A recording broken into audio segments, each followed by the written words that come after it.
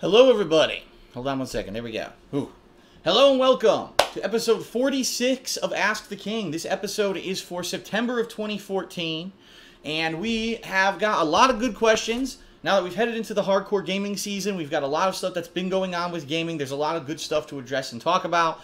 I want to especially thank everyone who did post up questions for this episode of Ask the King. I do realize that until about a week ago, I didn't even mention it, so a lot of people didn't post until the last minute, but we did actually get a significant amount of great questions that we're going to go through right now, okay? I do want to let you know that in 1 month's time, we will be doing another episode of Ask the King. I've already put up a thread on the kingofhate.com forums for it, and you can post up in that thread. So go right ahead and start posting your questions for next month. Even just watching this episode, you may have some ideas for next month's questions. So, as usual, we'll be doing this in roughly half-hour increments, and I'm hoping to get done within a half hour, within 90 minutes to 2 hours, but we got a ton of questions, and I do want to get through them, okay? So, let's get started. Let's stop dilly-dallying because we got to get to business here, right? Okay. So, the first question. On the light of the backlash against Titanfall and Destiny, do you think that certain game publishers should tone down on their advertising? It does bring more of an audience, but at the cost of raising everyone's expectations and being a short-term success. And that is from Ono Rub, okay? Or Ana Rub. I'm not sure how to pronounce your name. I apologize. So this is interesting because he's specifically addressing what's happening this year, especially in regards to the new consoles that have come out, PlayStation 4, Xbox One, these games that have been incredibly over-promoted by the game companies, game publishers, whoever was responsible, and then the game gets massive expectations that it's going to be an amazing game, groundbreaking game, everyone's saying it's going to be great, and there's hype machines going on. You go on TV, there's ads, you go on the internet, there's ads, you're getting emails every day about it, and then you buy the game and you're like,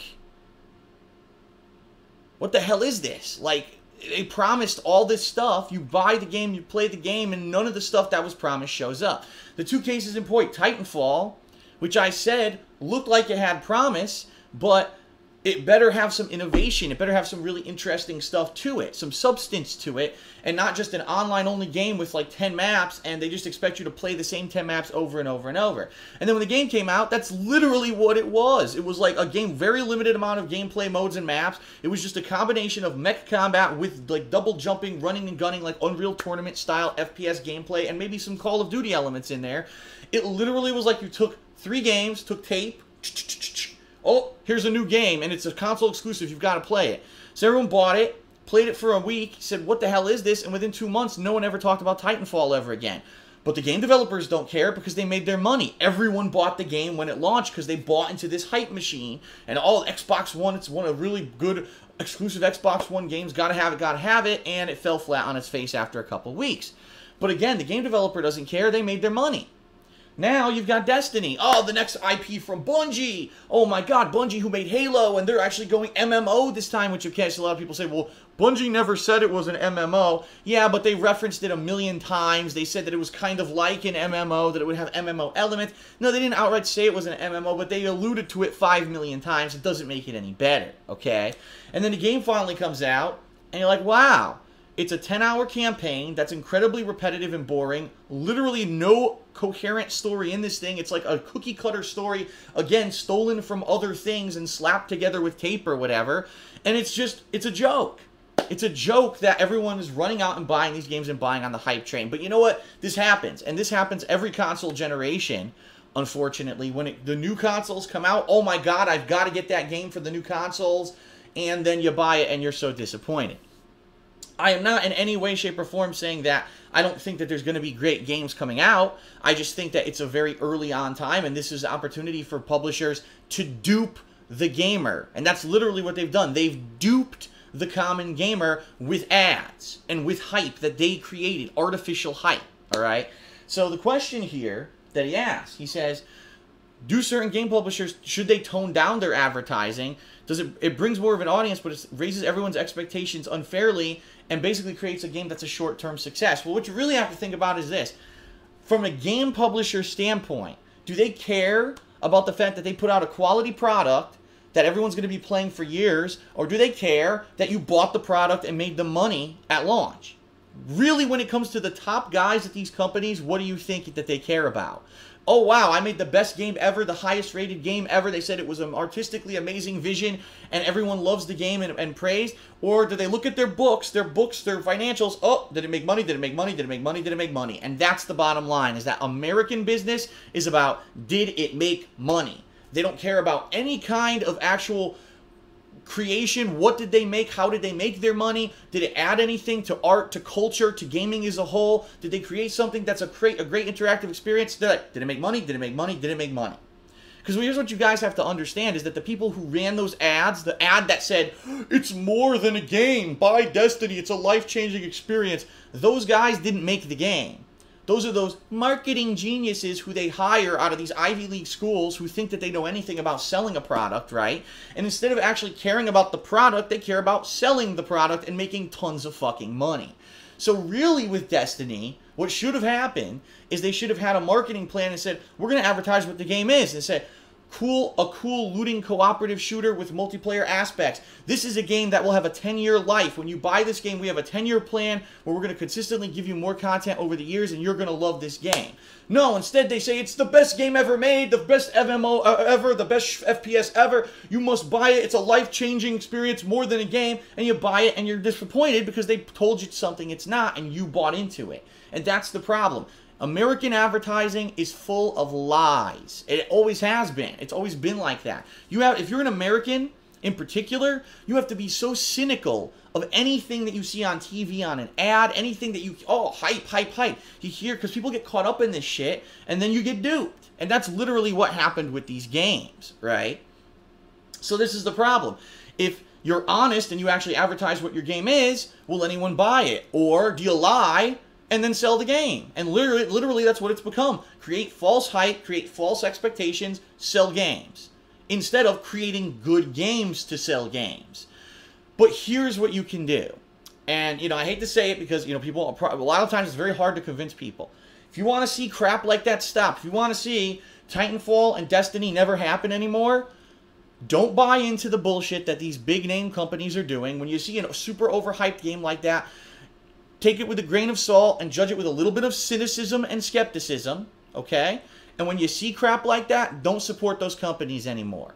Because the bottom line is, so Bungie fucked us, lied to us completely about what their game was, we bought it and we don't like it, but then everyone's going to buy the next Bungie game, and let's face it, everyone is. Me, I'll be honest, if I wasn't playing these games to cover them, because it's my job to cover them and to show you what these games really are and to do an honest review of Destiny, which a lot of people didn't do, and when I ripped it a new asshole, all of a sudden my review gets tons of views because I'm honest about the game. You need people like me to be honest about it, so that's why I have to play it. Let me play the crap, you wait, and find out from people like me, it doesn't have to be me, from people like me if the game's good. Don't just run out and buy the next fucking game from Bungie, because the more that you do that, they will do whatever they want. They'll put out a fucking stinky turd on a disc, and you'll fucking boot it, and it'll be stinky turd the game, and you'll be playing it because you bought into the hype, and they don't care because they have your money. They have your money already. They don't care about you, the consumer. They care about this, because this is what keeps them in business.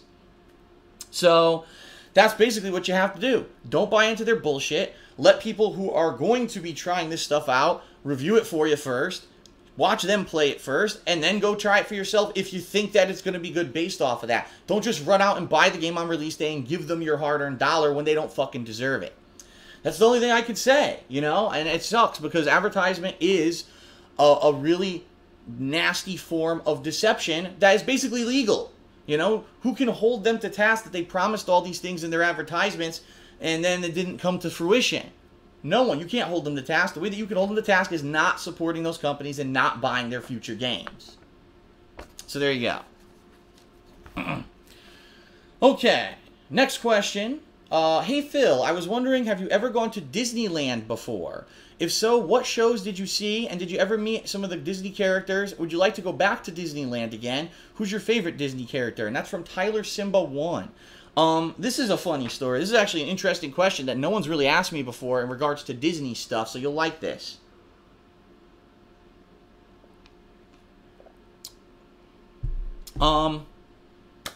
So, when I was a kid, my parents wanted to go to Disneyland, or Disney World. I think it's Disney, is it Disney World?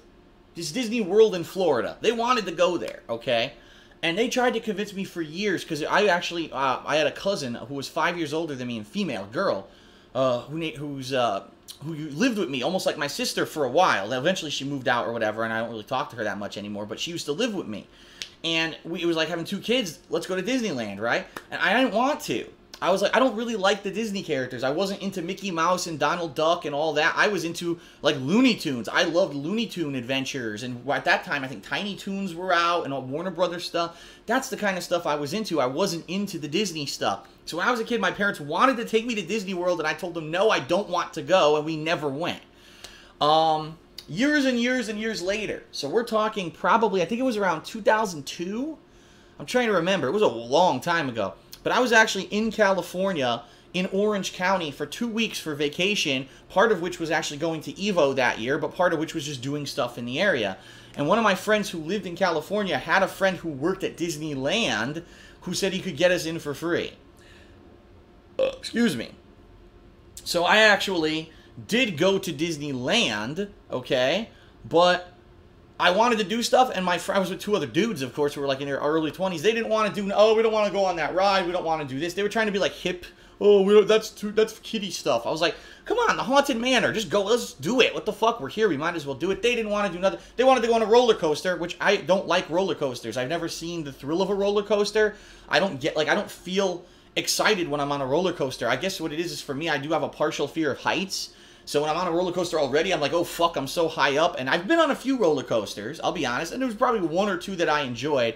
But it's never something that I'm, like, desperate to do. I don't find it entertaining. It's just for me. It's my personal preference. And they wanted to go on every roller coaster. So I was like, all right, guys, you know what? You go on your roller coasters. I'll just hang out. And I kind of walked around. So we only stayed for a couple hours that day. They went on a couple roller coasters, and that was about it. And that was our amazing trip to Disneyland. So to answer your question, no, I've never really spent a real trip to Disney World or Disneyland. I would actually love to do that now, because now I'm an adult. I can go with Leanna, we can go, because that's the thing. There's 2 real situations where you would want to go to Disneyland or that kind of stuff. Number 1, if you're going with kids, or number 2, if you're going as like a date with your significant other. I think that would be awesome to go and check out Disneyland and all the different features at Disneyland and go on some of the cool rides and stuff. We had an absolute blast 2 years ago when we went to Florida, and we actually went to Universal Studios. At that point, we didn't go to Disney World, okay, because we had other stuff. We had to do SeaWorld and that, and we only had limited time, and Disney World actually was a little bit further away than we would have liked, so we didn't do Disney World. But we may actually, in the future, go to Disneyland and check that out. Now it's funny, because now I have more of an appreciation of the Disney characters, now that I'm older, and, you know, I've seen so much of them, and I know so much of them, and, of course, when I was growing up, then they had the Disney Afternoon when I was a teenager, and that was way different. Like, when I was a kid, it was like little kiddie Mickey Mouse cartoons. Then they started to have, like, the tween cartoons, you know what I mean? And that kind of got me hooked. The Darkwing Duck, Tailspin, those cartoons were awesome. And then, of course, The Lion King in the 1990s, which is one of my favorite, if not my favorite animated movie of all time. That kind of got me onto the Disney bandwagon. So now I would actually enjoy probably going to something like Disneyland, and I may do so in the future. Okay. All right, next question. This one's from Big Slow, and he says, hey, Phil, my brother and I are going to Wrestlemania 31 next year. Congratulations on that. Because it is close to us and it is on our bucket list, and I was wondering if you could give any advice from your experience of going to Wrestlemania. Thanks for all the videos. Well, my Wrestlemania experience, if you remember a couple of years ago, I went to Wrestlemania with John Rambo, is a little different than everyone else's. And the reason I say that is when we went to Wrestlemania, I lucked out because a fan tweeted me an exclusive code to buy, like, really incredibly good seats. I mean, I'm talking ringside seats. We were so effing close to everything. So when we went to Wrestlemania, basically we got to a certain point and we were kind of ushered in, and it was like a special area with catering. Of course, the catering was incredibly expensive, and all kinds of seating and stuff that's not common for just going to WrestleMania. And that was the one-time thing. I'm going to be honest with you guys, I have no desire whatsoever to ever go to WrestleMania again. After the one, I got it out of my system. I could say I was there, and it's one and done, basically, for me, okay? But you want to know some advice? I have some really good advice for you. Number 1, be ready for an incredibly fucking huge line. To get into WrestleMania, even if you're hours and hours early, the line to get in takes over an hour. Because there's so many people going there and trying to file in time, it takes them an incredibly long time to just get you through the front gate. So prepare yourself. Have water ready, especially if WrestleMania is in April. It might be hot. When we went, it was actually hot outside. Have water and drinks ready. If it's cold, have, you know, appropriate gear ready. If it's raining, bring umbrellas. You're going to be outside. You're going to be waiting in line for a ridiculously long time to even get inside the arena, okay?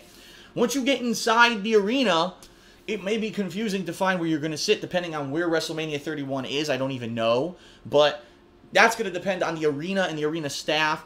Don't hesitate to rely on arena staff to have them help you tell you where your seats are or how to get to them. I'll tell you this. Food is going to be insanely expensive. I mean, I'm talking like $5 to $10 bottles of water. No shit. I mean, it's that expensive. Food is going to be like $8 hot dogs. So if you're going to eat there, definitely bring lots of money. You're going to need lots of money. I don't even know how else to say it. It's going to be incredibly expensive. And really, the last piece of advice that I have for you is, depending on what the final match is, okay? I'm going to warn you. This is a big warning for everyone. Depending on what the final match is, if it's something you really want to see, great. If it's not, if it's like, oh, the main event is some crap this year, don't be afraid to leave early. And I'm going to tell you why. Because John and I, when we went to WrestleMania 29, that's what one it was, left because the main event was John Cena versus The Rock Part 2, which we were like, this match sucks. We saw it last year. The match was terrible. We know that The Rock is going to get winded within 5 minutes of this freaking match. All year, CM Punk got pushed under the rug so The Rock could come back for this bullshit match that we don't care about. We were really pissed about that. There were like 100 factors contributing to the fact we didn't want to see this match. We were so pissed. And we had already seen a decent card. We got to see a bunch of people in person that we'd never seen in person before. We're like, okay, whatever. Let's just get the fuck out of here. So as this match was starting, we left. We got out of there within, say, 10 minutes. Dude, the traffic that there must have been after that match when everyone was trying to leave by themselves, there probably were people who didn't leave for 4 hours. So we got the fuck out of Dodge early, and we got home at a decent time. So depending on what your situation is, if you're staying at a hotel or whatever, it may be different. But we were driving all the way back. We got the fuck out of there. We missed nothing because I seen the match. The match was terrible, just like I thought it was going to be. And we got out of there in time. So that's a little precaution. Oh, last thing. If you're in an arena that's outdoor, meaning it's an open air, again, prepare for rain. There was actually rain during the WrestleMania we attended, and luckily we brought hats and stuff, so we were good. There were some people who were unprepared. They're standing there soaked. Like, what did you think was going to happen in an outdoor arena? Geniuses, right? Genius level. Okay. Next question. From GazerBeam395. He asks, Dear Phil, since you're a fan of Dragon Ball, what are your thoughts on Dragon Ball, Dragon Ball Z, and Dragon Ball GT? Have you watched any Dragon Ball films, such as Cooler's Revenge, Broly the Legendary Super Saiyan, or Dragon Ball Z Battle of the Gods, to name a few? Thanks and keep up the good work. Good question. I've talked about Dragon Ball in the past, but I never really elaborated on it. When I was growing up, Dragon Ball, okay, the original series, was actually on early morning TV on, like, syndicated networks. So you'd get up and turn to, like, channel 11 at, like, 6:30 in the morning, and it'd be little kid Goku doing stuff, and you're like, what is this? This doesn't even look like an American cartoon. It looks like grainy and terrible. That was the thing. They were, like, bad rips of the Japanese thing with bad dubbing. The show looked awful. And you're like, what could this be? And you don't even understand what the hell it was, right? Later on, Dragon Ball Z came out, and it got picked up by things like Cartoon Network, and it started being hyped and you know, getting a lot of views, and people were getting really excited about Dragon Ball Z, and it became a really hyped thing. And at that point, I started watching Dragon Ball Z, and I was like, this is an interesting show. Now, what I didn't know is that I was watching the Americanized version that cut out all the blood, that cut out all the swearing, that cut out a lot of stuff, right? So eventually, I was really interested in watching the rest of Dragon Ball Z.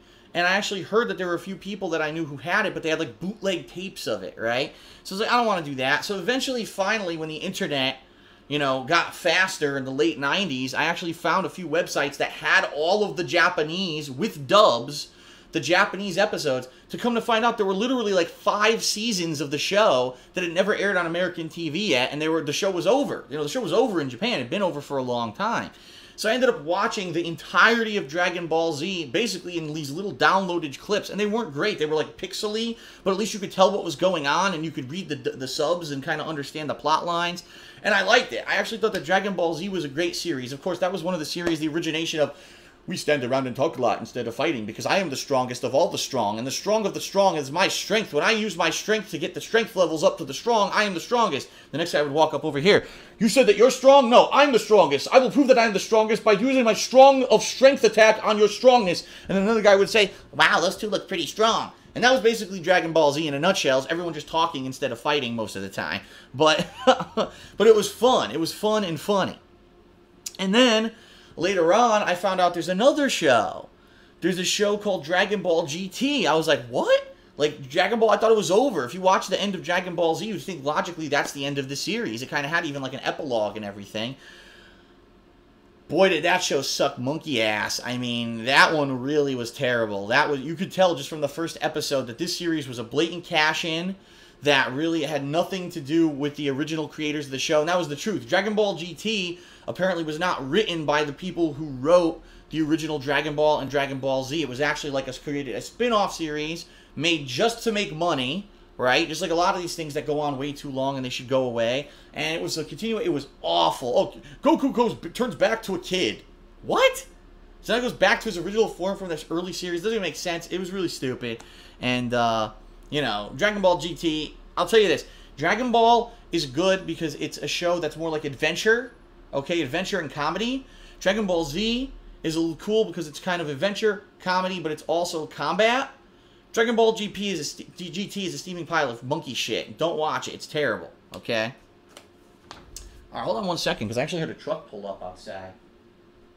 And I think there's a UPS delivery or something. I just want to be sure it wasn't a package for me, because recently I've been missing packages when they get delivered. Alright, next question. Oh, we're still good. We still got about 10 minutes before we need a break.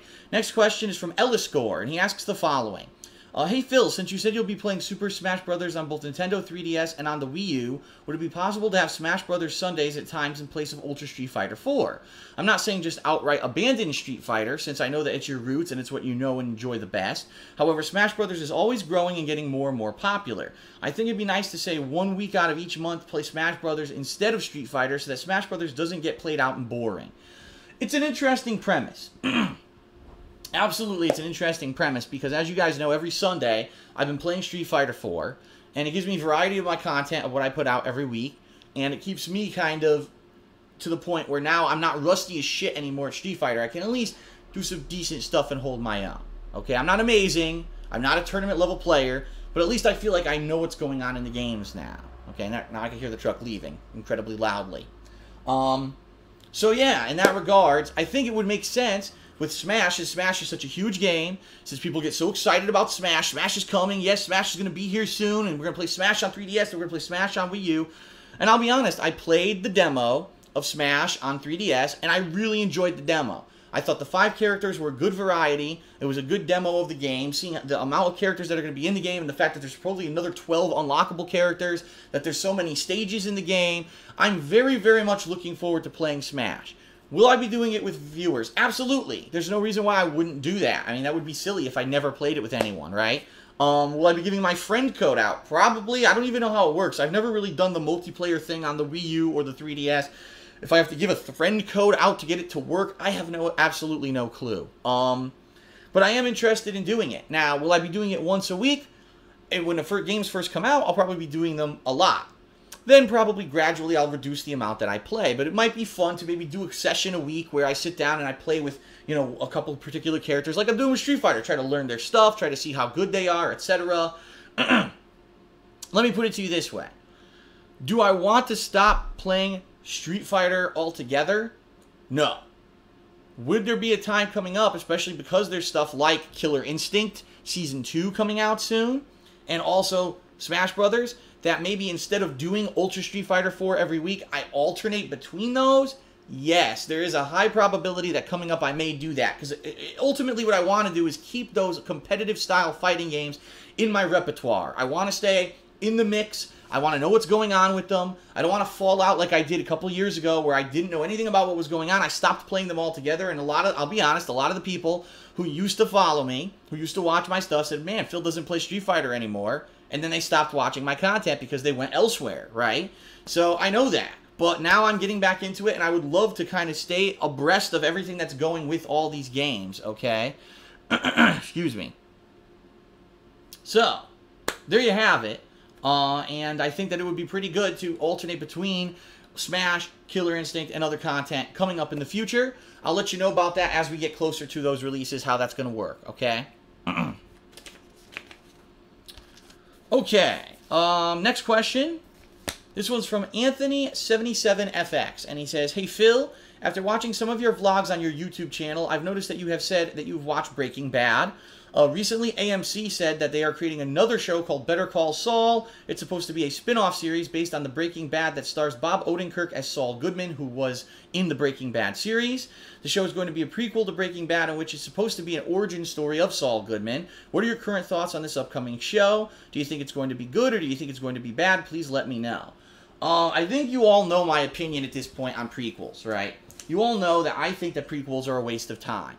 Unless there's some critical backstory that needs to be told to a character about a character, prequels suck, and here's why. If you know what's going to happen to that character in the future, then you know that there can't be any risk in the past. So, for perfect example here, this character Saul Goodman, if you guys watch Breaking Bad, you know he's a critical character to the series. By the end of the series, because of what happens, basically he leaves town and you never hear from him again. He has to take off to make sure that he's never involved in any kind of criminal actions or whatever. So you know that he's alive. Right? So in a prequel, though, I'm sure there's going to be times where his life gets threatened, where people are coming after him, and you know he's always going to get away and survive because you already know that he survives. There's no risk involved. So because there's no risk involved, the prequel series kind of suspensefully gets ruined. And this is kind of like with those Star Wars prequels. Why I really disliked them is I knew, wow, oh no, is Obi-Wan going to kill, you know, young Skywalker? No, because he's in all the other ones. Of course he's not going to kill him. He's going to become Darth Vader later, so you know what's going to happen. And that's kind of the deflation with prequels. I would have liked it if they found a way to make, okay, Saul, after the end of Breaking Bad, for whatever reason, he has to leave town. Maybe he sets up at a completely new area of the country or another country altogether and tries to start up his practice again, and then the show resumes. That would have been more interesting to me. That being said, I am actually a big fan of Bob Odenkirk. I remember him from Kids in the Hall. Now, a lot of you don't know what the hell that is. That was an old-ass comedy show 100 years ago from Canada, and that's where he got his start. And then he was on other shows on Comedy Central, not Comedy Central, excuse me, on Adult Swim. So he had like cameo roles in shows and stuff. I actually like him as a character, as an actor. I think he's really well done, the stuff that he does. It's funny and it's interesting and entertaining. So I would actually be very interested to see this series starring him. I think it's cool that he gets a series based around him because he did such a good job with the Saul character in Breaking Bad. At the same time, I'm not going to get my expectations high. Right? Oh, so people on the street chat say, "I'm crushing your head, I'm crushing you, crushing you." Yes, that's from the Kids in the Hall. But I don't... Oh, wait a minute. Look at this. The writers, someone just said something. They said the writers have said Better Call Saul will be a prequel, a sequel, and a show that takes place at the same time as Breaking Bad at certain points. Now I don't know what to think. Because I just heard it was a prequel show. Apparently now there's going to have flashes to the future. I don't know. That's pretty wild, but... It seems like an interesting show. I actually will probably be checking it out when it goes live. I'm not sure when it starts, but whenever it starts, I'll probably be checking it out, at least giving it a shot and seeing how it is, okay? All right, one more question, then we're going to take our first break. Okay. The question is from Major Insane, and it's actually a two-parter. He says, "I've been a longtime fan since 2008, and this is actually the first time I've ever asked you something on Ask the King. So here's two questions. First of all, now that you live within the Seattle metropolitan area, are you considering going to any of the major events or locations in the region, such as HempFest or Seattle Comic-Con? And were you also aware that Valve, Bungie, and Nintendo of USA all have their actual headquarters in your area?" So to answer the first half of the question... Yes, in fact, we have, I don't know if I've even officially announced this besides on Twitter, now that I'm thinking about it. We have purchased our tickets for Emerald City Comic-Con 2015. This is the big Comic-Con that they have in the northwest of the United States. It's pretty much on par with, say, New York Comic-Con. It's not as big as San Diego Comic-Con, that's the biggest one, but it's still huge, okay? And it takes place in Seattle. We're going to be attending, we bought 3-day passes, and this takes place in March. So during March, we're going to be figuring out what days we want to go, what days we want to see what. We'll be vlogging, we'll be covering the event.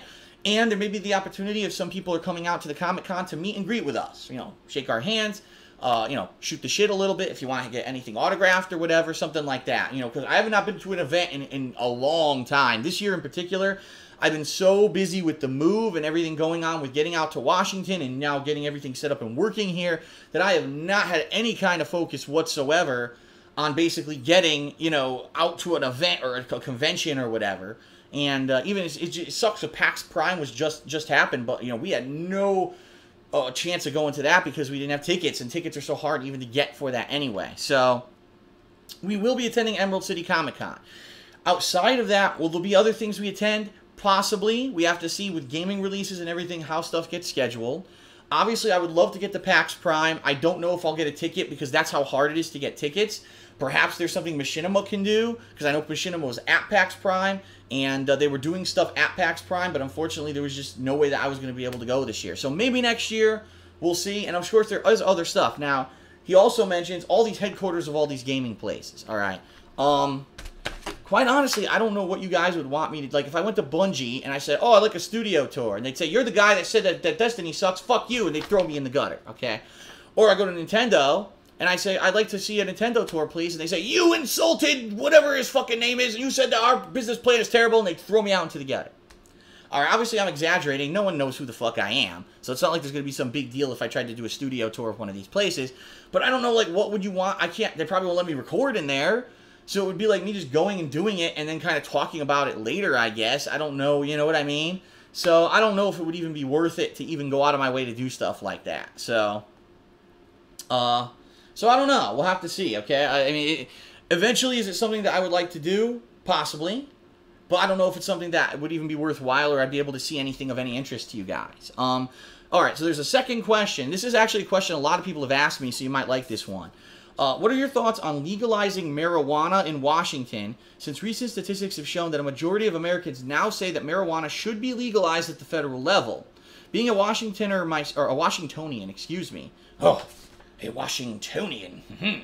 Being a Washingtonian myself, I'm in favor of fully legalized marijuana, since it's a perfect way to combat and lower the crime rate, as well as being a profitable business market for the U.S. economy. Are you in favor of fully legalized marijuana, or are you skeptical about it? Listen, the whole debate about marijuana is very similar to the whole debate about alcohol, which is similar to the whole debate about everything that's some kind of a substance that hinders your judgment and or has some kind of a debilitating effect on your conscious thought, okay? Now, I'm not stupid. I'm not here to say that people don't make stupid decisions every day anyway. But I don't think anyone's going to argue with the fact that if you're drunk or if you're high, no matter what it is, that it makes you do things that normally you wouldn't do, that your decision-making process, your morality, all kinds of stuff gets screwed up and you just do silly stuff. Not everyone, okay? Not everyone's like that. But there are people who, unfortunately, go out and cannot control themselves when they're under these substances. So I can completely understand, oh, on a federal level, we don't want to make it legal because people will immediately start buying it. We'll have people, you know, running into the streets high as shit, acting like morons. We'll have all these people on the job high. They'll all get fired because people can't control themselves, all right? The bottom line is people can't control themselves. I think, if anything, we've seen over the years, people have very bad self-control. They really do a bad job of taking care of themselves. They can't take care of themselves, their kids, you know what I mean? And there are people who do a good job, but unfortunately it's those bad apples, right, who don't have the self-control that make it bad for all of us. They're the reasons why we have such restrictive laws on certain things, because of the one guy, you know, the one guy who went to McDonald's and didn't know that his coffee was fucking hot and dropped it on his balls. Now every cup of coffee at McDonald's says, warning, hot. No shit, it's coffee. But this is what people do, okay? So that being said, I understand the intentions of the federal government saying don't make marijuana legal because we're afraid that people willy-nilly will run out and buy it if it's easy access and will spend all their money on it and become addicted to it, and then they won't go to work and then they won't be productive members of society, yada, yada, yada. Okay. Listen. I understand that. At the same time, there has to be some personal responsibility that has to be accounted for, right? At one time, liquor... That's right, liquor, beer, anything alcoholic was illegal in the United States. It was called prohibition. They actually outlawed it. And at that point, it became more readily available than ever before because of the crime behind it. People bringing it in and having bars and what do they call those? Not speakeasies, yeah, things like that, where you could just get your alcohol anyway. okay? And what happened was it became such big business criminally that the federal government said, well, shit, if we just make it legal, we'll make more money doing it legally and taxing it than we're spending money to fight the crime that's bringing it in, so fuck it. And they did. They made it legal. So here we are in 2014. Has the world ended because liquor is legal? No, right? To some extent, maybe things have gotten worse. I don't know. I wasn't there back then. I don't know what life was like back then. All I know is that the sky didn't fall. Everyone didn't lose their jobs and drive drunk. Now, it is a problem. Don't get me wrong. Driving drunk is a very serious problem in the United States. In fact, so much so that there's big organizations fighting it, and there's big movements by police and law enforcement to keep people off the streets from drinking and driving. But at the same time, at some point, there has to be personal accountability. You can't just say, since there's a small group of people who are going to abuse it, no one can do it, right? And of course, this comes into play with anything. I could go into gun control and all kinds of stuff. I could go into a million different things and talk about this. And by no means do I want you to understand that I don't think that this carries over to something very serious like gun control. That's a whole other issue that we can discuss at another time if someone asks me. But in the case of marijuana, considered a recreational drug, if you smoke a lot of marijuana, will you die? Can you OD on marijuana? Not really, okay? Can you fuck your life up because all you do is smoke marijuana? Yeah, because I actually know someone who did that. And I'm very sad because there's a person that I know who I knew growing up, and it was a very smart individual, a very positive individual, a person who was very promising in life, you could tell. And then all of a sudden they started smoking marijuana, and I'm going to be honest with you people, he was never the same. He got sad all the time. He lost all motivation to do anything creative or fun with his life. Basically, he was basically just kind of going through the motions.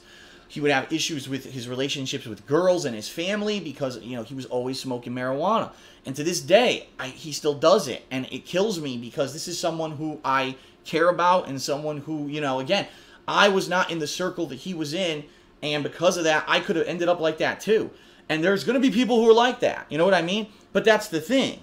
There's people who will have problems with it and people who won't. For every person like him, there's probably 400 people who could easily just recreationally smoke it, have a fun time now and then. For someone like me with back pain, could smoke it when I'm having back pain and probably relax all the muscles in my back and make me feel a lot better, right? And overall, it could probably have a massive amount of profit and positive effect on the United States economy if they would legalize it. But now, okay, the slippery slope. Do we do it? Do we not do it? What are the risks? And this is the problem. The federal government has been weighing this for years, and it seems at the state level, a lot of states are saying enough is enough. You know? Bullshit. You can sell it, you can do whatever you want as long as it's not overdoing it. And, you know, people, we haven't seen, the state of Washington approves marijuana. There are businesses around here where I can buy marijuana if I wanted to. All I got to do is get diagnosed my back to prove that I have back pain, and I could get marijuana legally here on a state level. But on the federal level, I'd be breaking federal law. Now, as of right now, no, the federal government has not stormed the state of Washington and started arresting people who are selling marijuana. There's nothing to stop them from doing that. They could do it if they wanted, because federal law actually is above the level of state law. But right now, there's so many talks about possibly legalizing the marijuana in our country overall that they're not bothering with it. So, I can see both sides of the argument. Okay, I can. And I don't know, because I'm not a statistical analyst. I'm not a doctor. I can't tell you overall if everyone started smoking marijuana how horrible it would be. You know what I mean? I can't give you these answers. What I can tell you is, at least from my perspective, if I were to do it, right, on occasion I would do it as recreational. I don't think it would hurt anything, and if it gave the federal government some extra tax money, I don't see the harm in it. However, I myself wouldn't do it anyway. I already talked about this. I hate smoke. Cigarette smoke, man, any kind of smoke in my lungs, because I have weak lungs because my mother smoked when she was pregnant with me, and my lungs are very weak to that kind of stuff, and it irritates me. So for me, I wouldn't even do it. But I could see the reasoning why some people are saying that it would make the government money, and what's the harm in it. So there's always two sides to every argument. You have to see yourself on both sides, and I can see both sides, and it's a tough decision. If you're the federal government and you're going to make a mandate that something's legal or something's not, what happens if they do make it legal and all of a sudden there is a big backlash? People, oh my God, epidemic. People are smoking and driving, and there's car accidents everywhere. People are out smoking up and going to work and getting fired. Who knows, right? So it is what it is. For me, I see both sides of the fence. I don't necessarily agree with either side. For me personally, I don't think that making it legal would be the end of the world. but I don't have the data in front of me, the statistics, to give you an educated answer to say, yeah, I did my research and here's the truth about the matter, okay? All right, so let's take a quick break here. I'll be back in a few minutes. If you're watching this on YouTube, you can easily just go right over to part 2. If you're watching this on Twitch TV, I'm going to have a short commercial break. Stick around. I'll be right back. We've got tons more questions to get through, so don't go anywhere. I shall return with the continuation of Ask the King. Sit tight. I'll be right back.